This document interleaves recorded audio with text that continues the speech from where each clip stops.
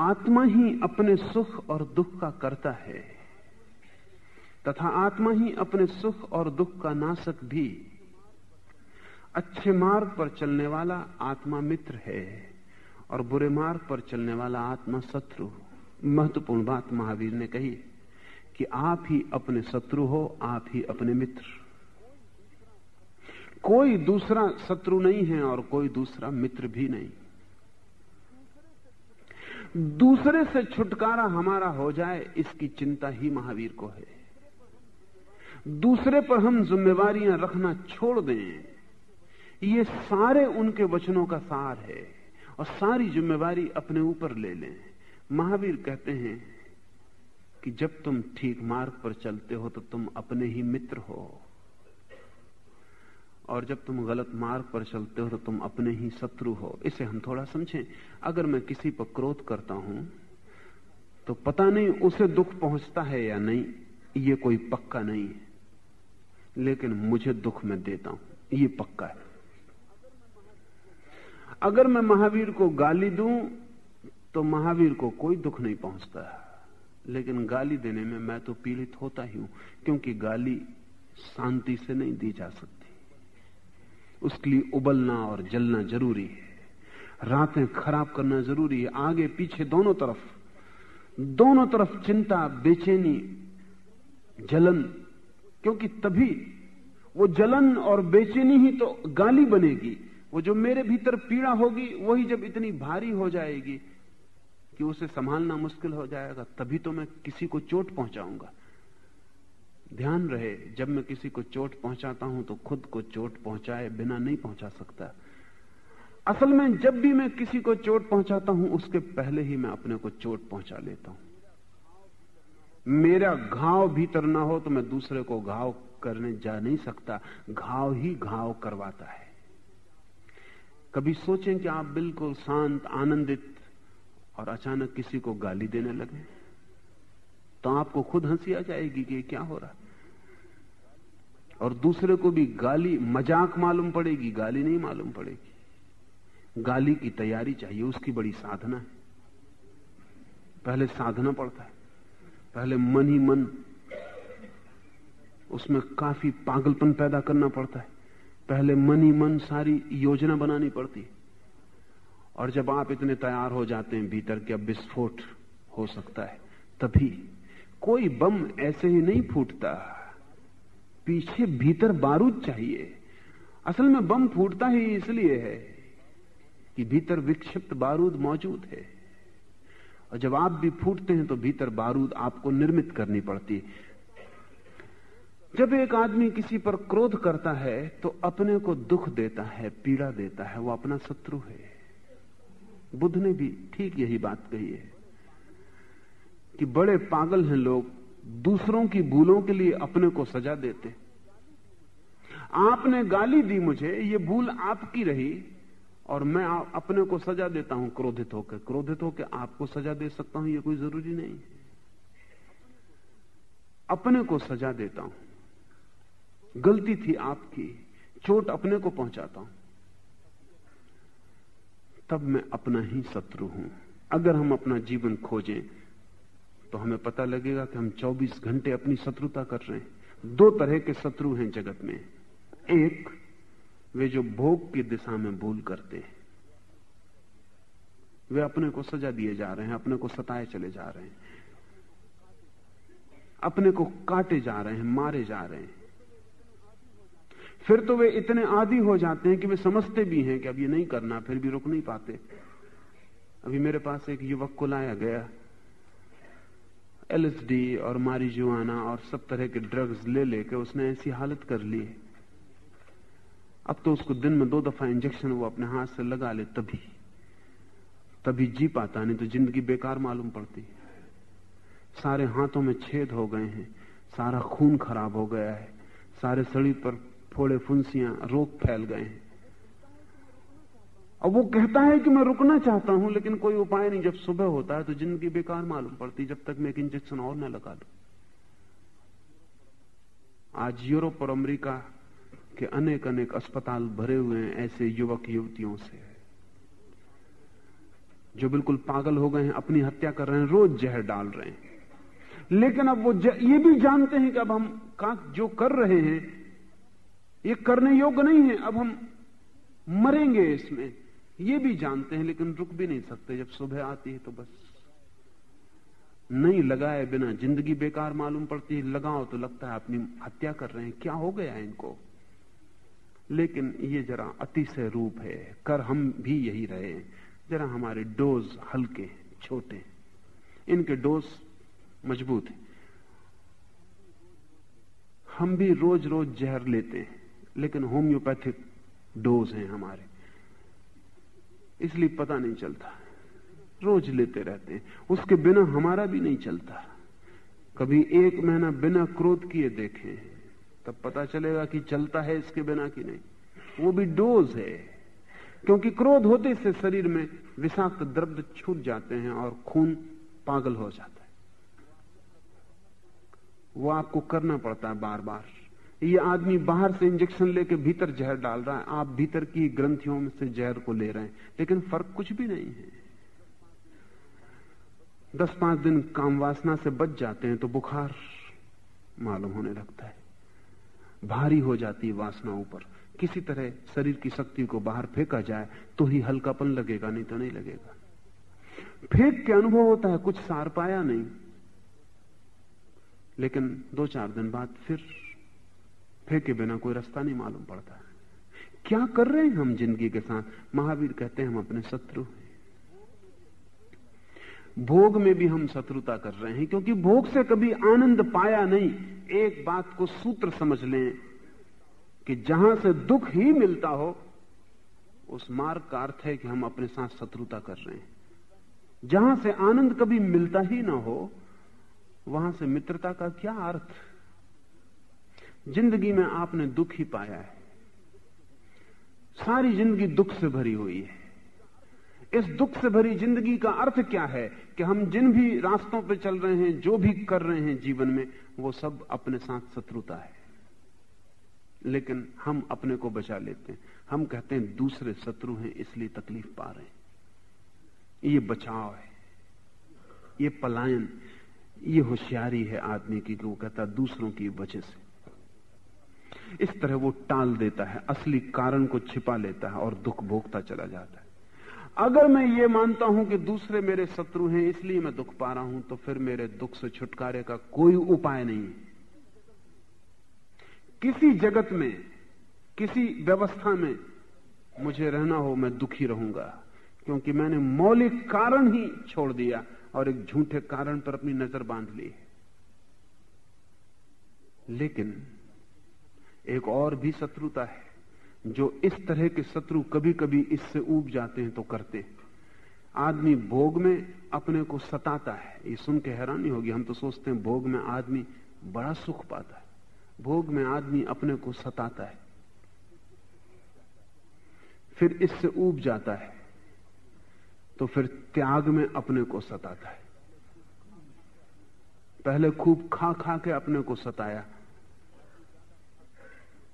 आदमी ज्यादा खा खा के अपने को सता रहा है, फिर इससे ऊब गया, परेशान हो गया, तो फिर उपवास कर करके अपने को सताना शुरू कर देता, लेकिन सताना जारी रखता है। पहले क्रोध कर करके अपने को सताया, दूसरों पर क्रोध कर करके फिर अपने पर क्रोध करना शुरू कर देता, फिर अपने को सताता है। तो जिनको हम त्यागी कहते हैं, अक्सर वो शीर्षासन करते हुए भोगी होते हैं। उनमें कोई अंतर नहीं होता, सिर्फ खोपड़ी वो नीची कर लेते हैं, पैर ऊपर कर लेते हैं। वो भी आप ही जैसे लोग हैं, लेकिन खड़े होने का ढंग उन्होंने उल्टा चुना है। पहले एक आदमी स्त्रियों के पीछे दौड़ दौड़ के अपने को सताता है, फिर स्त्रियों से दूर भाग भाग के सताना शुरू कर देता है, लेकिन अपने को सताना जारी रखता है और दोनों से दुख पाता है। मैं ऐसे सन्यासी को नहीं मिल पाया खोज खोज के जो कहे कि सन्यास लेके मैं आनंदित हो गया। तो इसका क्या मतलब हुआ? फिर संसारी दुखी हैं, समझ में आने वाली बात, ये सन्यासी क्यों दुखी है? एक बड़े जैन मुनि से मेरी बात हो रही थी, बड़े आचार्य हैं, आनंद की कोई उन्हें खबर नहीं है, दुख ही दुख का पता है। संसारी दुखी है, छोड़ो, क्षमा योग्य है। सब छोड़ के जो त्यागी खड़ा हो गया ये भी दुखी है। संसारी की तरकीब है कि वो कहता है मैं दुखी हूं दूसरों के कारण, और त्यागी की तरकीब यह है वो कहता है दुखी हूं मैं पिछले जन्मों के कारण। मगर दोनों कुशल हैं, कहीं और टाल देते हैं। संसारी टाल देता है दूसरे लोगों पर, सन्यासी टाल देता है दूसरे जन्मों पर। संसारी भी मानता है मैं जैसा हूं बिल्कुल ठीक हूं, दूसरे गलत हैं। ये त्यागी भी मानता है कि मैं तो अब बिल्कुल ठीक हूं, लेकिन पिछले जन्मों में जो किया है वो दुख भोगना पड़ रहा है। दोनों का तर्क एक ही है, ये कहीं टाल रहे हैं। ये बड़े मजे की बात है कि कोई अगर आपसे कहे कि आप अभी पापी हो तो दुख होता है, और वो कहे कि पिछले जन्मों का पाप तो दुख नहीं होता। क्या मामला है?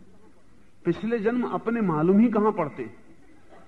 इतना डिस्टेंस है, इतना फासला है कि जैसे किसी और के होगा। इसको तो छोड़ दें, आदमी का मन कैसा है उसे समझें। अगर मैं आपसे कहूं आपने कल भी मुझे गीत सुनाया और आज भी मुझे गीत सुनाया, और मैं कहूं कि कल का गीत बढ़िया था, तो आपको दुख होता है, क्योंकि कल से भी संबंध टूट गया। आज मैं आपका अपमान कर रहा हूं, मैं कह रहा हूं कि आज का गीत बढ़िया नहीं था, कल का गीत बढ़िया था। कल तो दूर हो गया। अगर मैं आपसे यह कहूं कि आज का गीत कल से भी बढ़िया है तो खुशी होती है। दोनों गीत आपके, आज का गीत कल से बढ़िया है, खुशी होती है। और मैं कहता हूं कल का गीत आज से बढ़िया था तो दुख होता है। क्यों? क्योंकि आप अभी के क्षण से अपने को जोड़ते हैं, कल के क्षण से अपने को तोड़ चुके, वो तो जा चुका। तो जब कल इतना दूर हो जाता है तो पिछला जन्म बहुत दूर है। हुआ कि नहीं हुआ बराबर है किसी और का। बड़े मजे से कह सकते हैं कि पिछले जन्म में पापी था, पाप किए इसलिए दुख भोग रहा हूं, लेकिन अभी बिल्कुल ठीक हूं। फिर भी दुख भोग रहा हूं दूसरों के कारण, दूसरे जन्मों के कारण, लेकिन दूसरा शब्द महत्वपूर्ण है, चाहे वो जन्म हो चाहे लोग हो। जो व्यक्ति इस भाषा में सोच रहा है वो महावीर के सूत्र को नहीं समझा अभी। महावीर कहते हैं दुख भोग रहे हो तो तुम अभी अपने शत्रु हो, उसी शत्रुता के कारण तुम दुख भोग रहे हो। दुख लाक्षणिक है तुम्हारी शत्रुता का अपने साथ।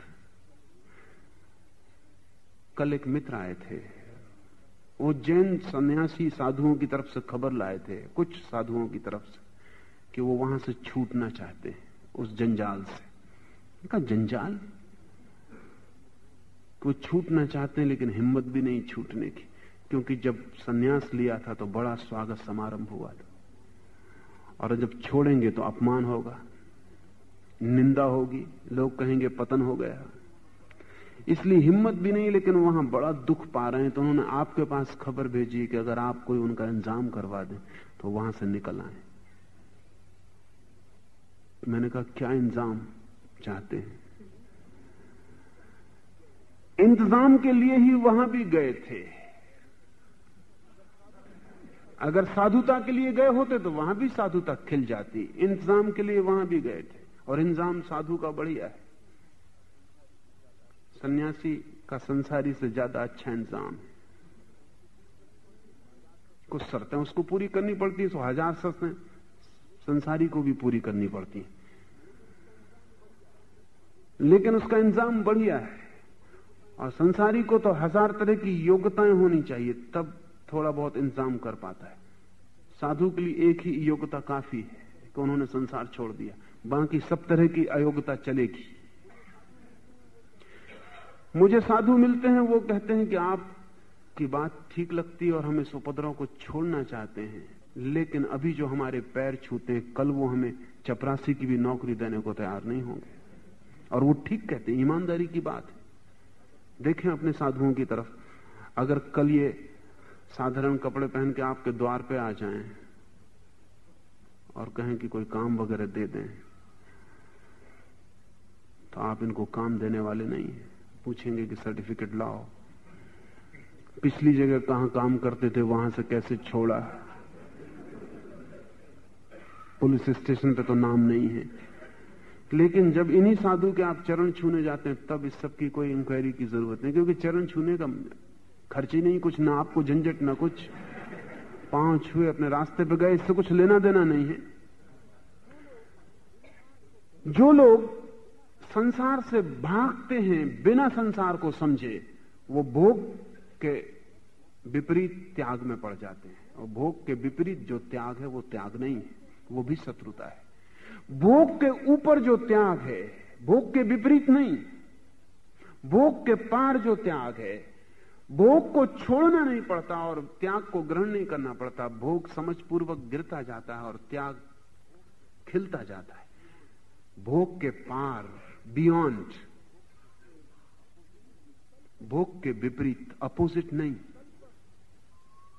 उसी तल पर नहीं, उस तल के पार। भोग की समझ से जो त्याग निकलता है, भोग के दुख से जो त्याग निकलता है, इनमें फर्क है।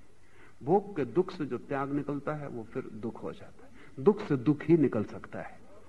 भोग की समझ, और भोग में क्यों दुख पाया, भोग के कारण नहीं, दूसरे के कारण दुख पाया, ये जब ख्याल आता है तो आदमी भोग के पार होता है।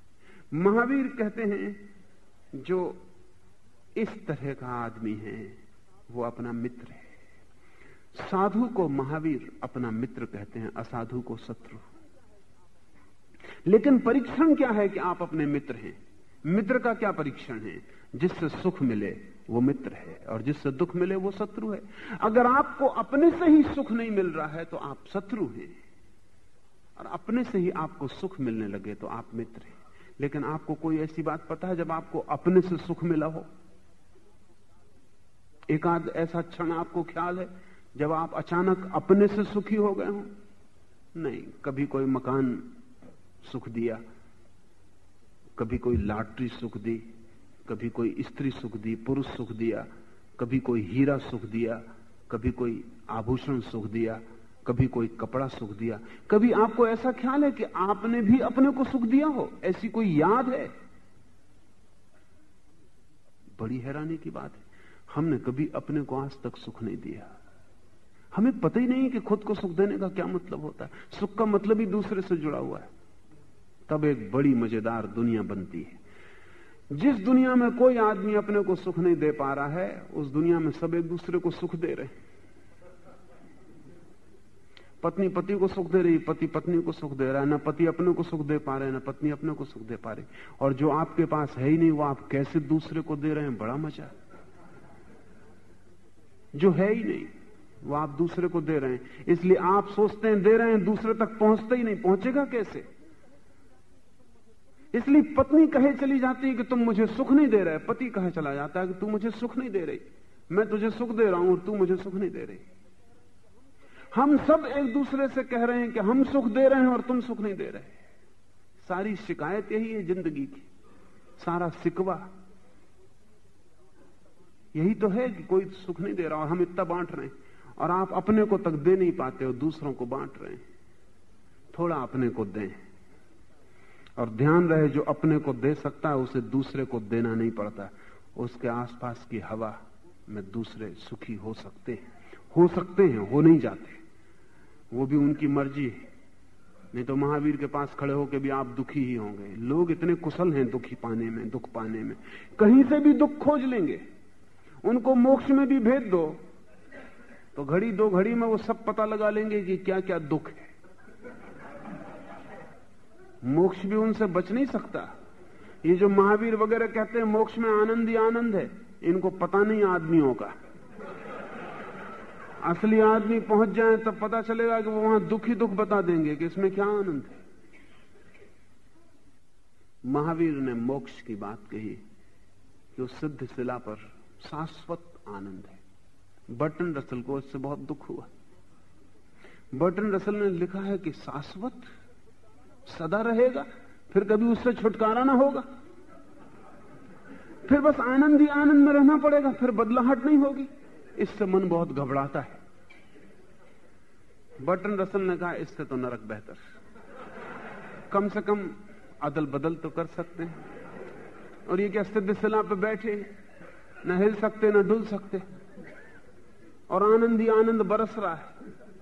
कब तक, कितनी देर बर्दाश्त करिएगा? थोड़ा सोचें आप भी, आपको भी लगेगा कि ये प्रॉस्पेक्ट्स बहुत अच्छे नहीं,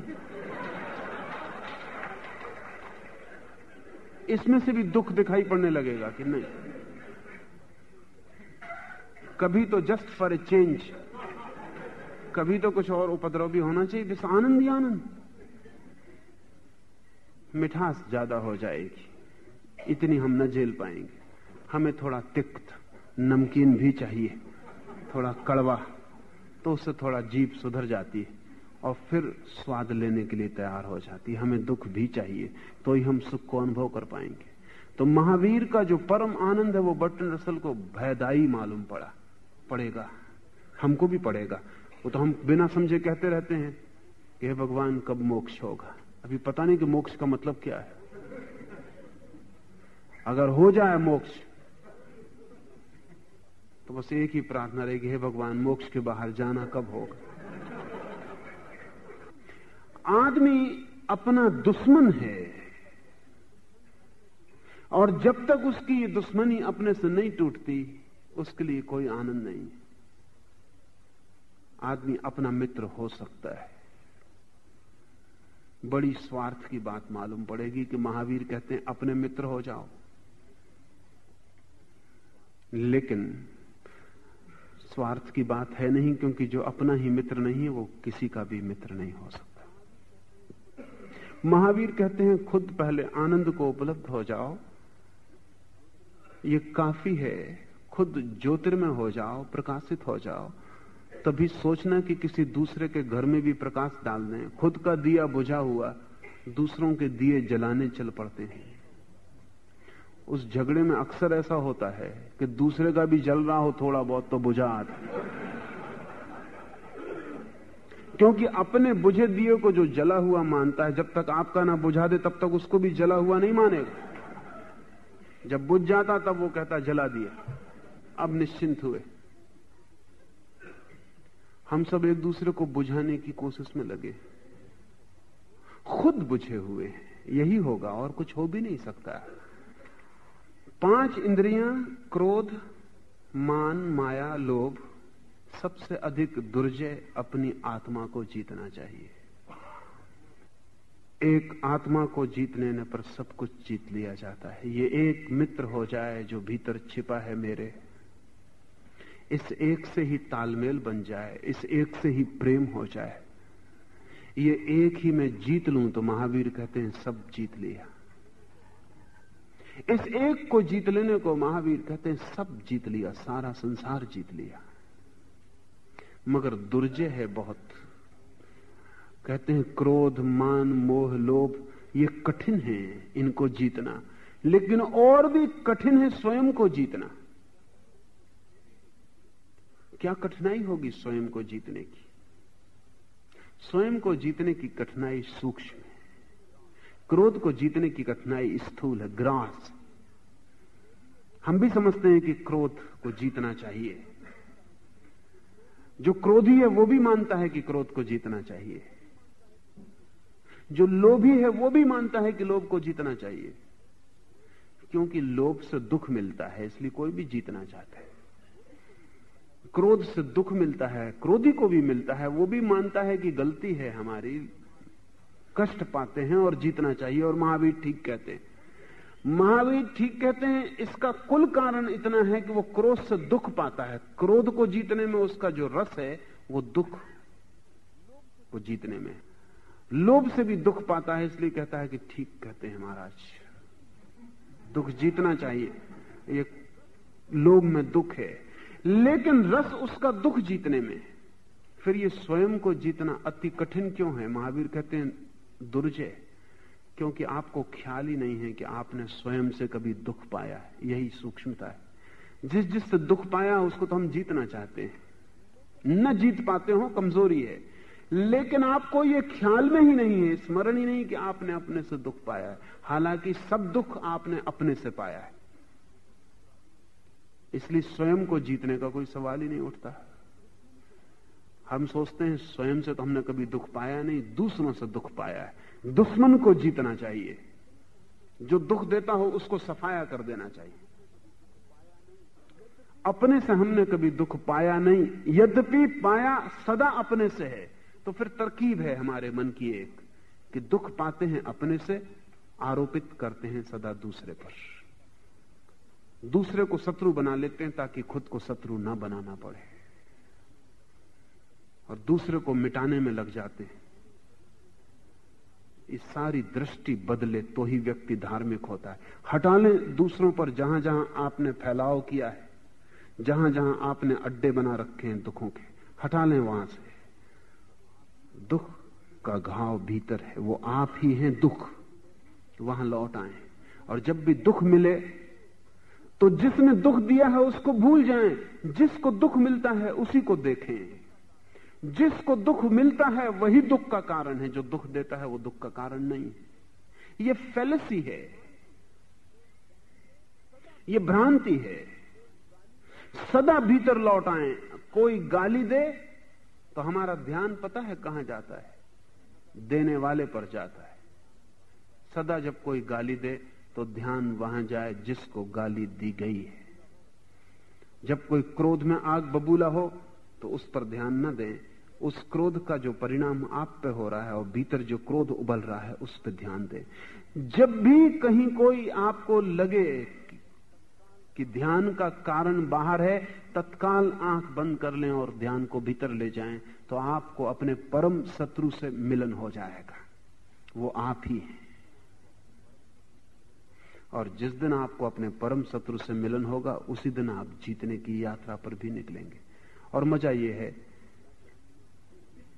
कि स्वयं को न जानने से ही वो शत्रु है, और जैसे जैसे ध्यान भीतर बढ़ने लगेगा वैसे वैसे स्वयं का जानना बढ़ने लगेगा, और जो शत्रु था वो एक दिन मित्र हो जाएगा। जो जहर है वो अमृत हो जाता है, सिर्फ ध्यान के जोड़ को बदलने की बात। सारी कीमिया, सारी अल्केमी एक है, ट्रांसफर ऑफ अटेंशन, ध्यान का हटाना।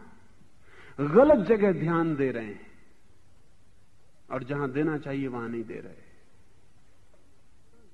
बस इतना ही हो पाए कि मैं ध्यान ऑब्जेक्ट से हटा के सब्जेक्ट पर बदल दूं, विषय से हटा लूं, विषय पर चला जाऊं। जो कुछ भी हो रहा है मेरा जगत मैं हूं और सारे कारण मेरे भीतर हैं। अपमान हो, सुख हो, दुख हो, प्रीति हो, सम्मान हो, जो कुछ भी हो, तत्काल मौके को मत चूकें, फौरन ध्यान को भीतर ले जाएं और देखें भीतर क्या हो रहा है। जल्दी ही भीतर का शत्रु मिल जाएगा। फिर ध्यान को बढ़ाए चले जाएं, उसी शत्रु के भीतर छिपा हुआ परम मित्र भी मिल जाएगा। उस परम मित्र को महावीर ने आत्मा कहा है। वो परम मित्र सबके भीतर छिपा है, लेकिन हमने उस पर कोई ध्यान नहीं दिया है। आज इतना ही।